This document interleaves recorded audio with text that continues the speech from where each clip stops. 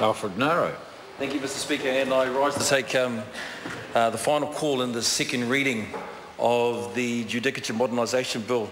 Mr. Speaker, it almost seems like a badge of honour that everyone's sort of putting this thing here, all 1,226 pages. I want to say that I was in the 50th Parliament in the Justice and Electoral Select Committee, in which we had this bill before us from 2013 to 2014, and it certainly was. I think it was fulfilling work. It was tiring.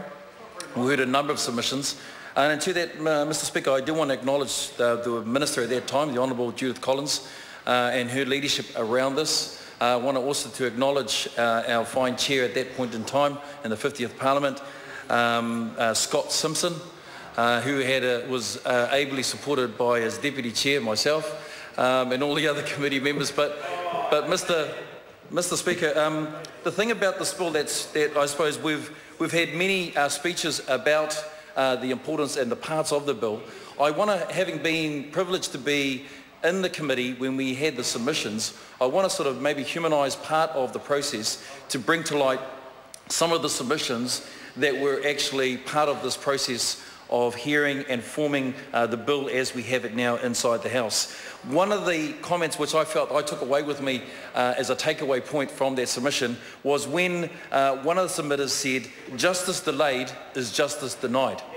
Justice delayed is justice denied. And I think that speaks to the heart of what this bill is intending to do. From 1908 to where we are today, Mr. Speaker, this bill is purely about being people-centred, being modern and being more accessible. That's the heart of this, all 1,226 pages of this bill, Mr. Speaker.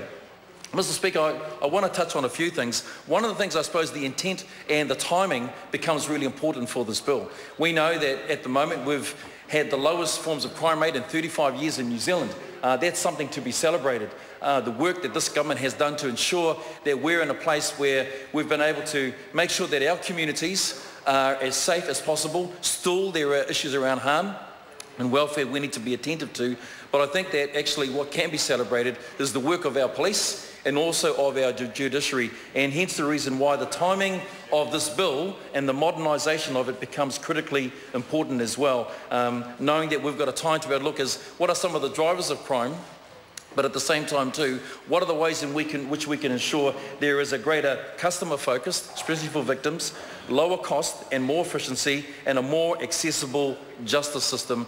And I believe that the work of the Select Committee and also this modernisation bill will contribute to that as well, Mr. Speaker.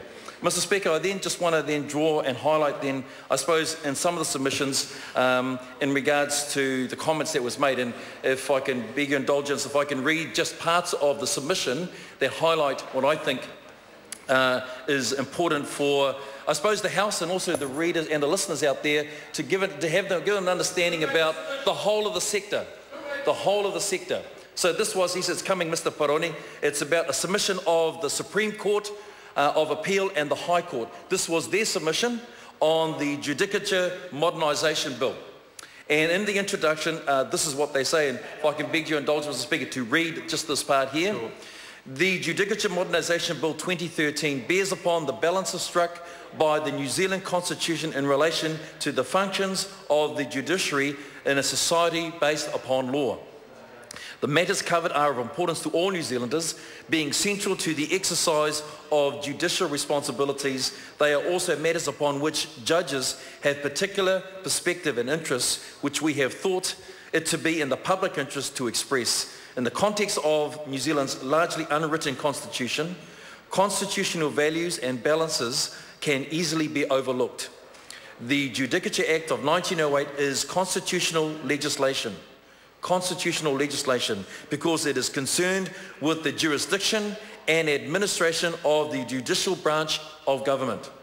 Changes to it therefore require particular care to ensure that they do not disrupt fundamental balances, and indeed our preference is that the title of the Judicature Act is appropriately retained as a more accurate representation of the foundational nature of the principal act constituting the Superior Courts of Record.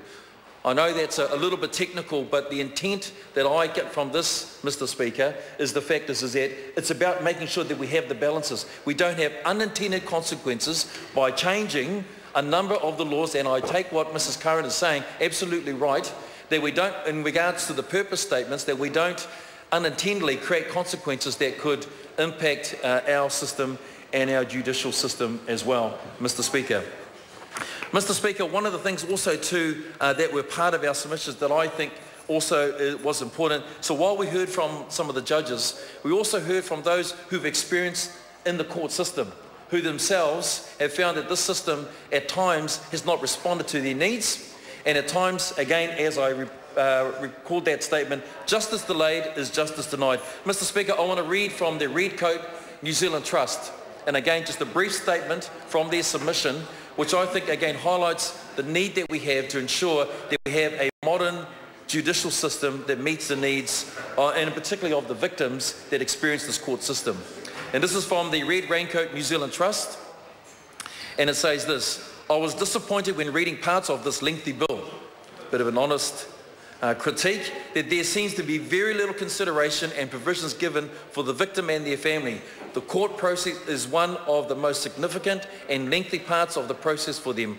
I would have liked to have thought that they would be a crucial consideration to this bill. The victim and their needs are therefore the basis of my submission. I will cover the important areas that I believe need to be considered.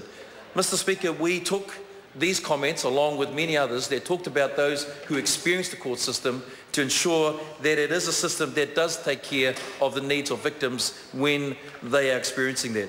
So in the light of that, then what are some of the changes that we are making in this bill that takes in regards to the needs of the victims, makes it more efficient, and there's been some comment about that.